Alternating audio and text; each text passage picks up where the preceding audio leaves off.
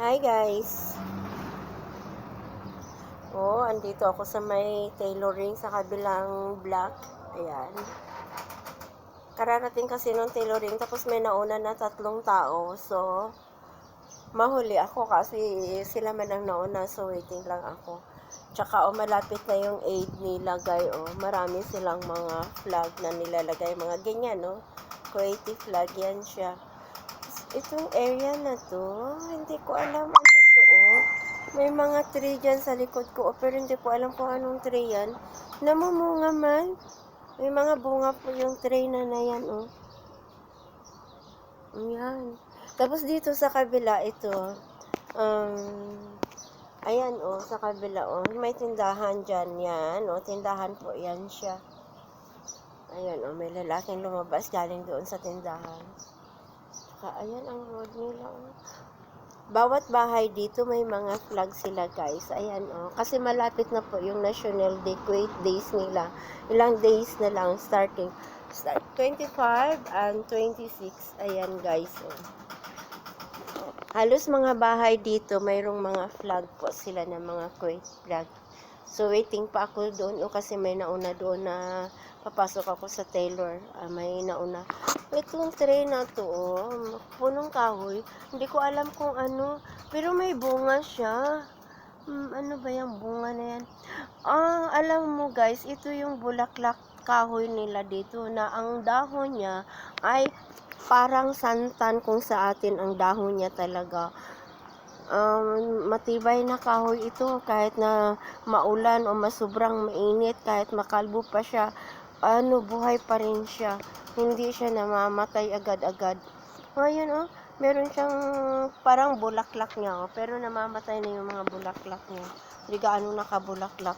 Pero parang santan talaga siya. Yung dahon niya, santan talaga siya. Ito lang yung parang pinakabulaklak nila dito. Inalagaan din siya, yan. Ito, area, space, wala po yung pangbahay. So, puro mga kahoy ang meron. Kahoy ay santan po yan siya. Parang santan po siya. Ito na isa. Salam. Okay.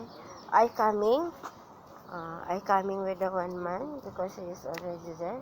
But, dalawa lang kasi sila yung dito sa kayo.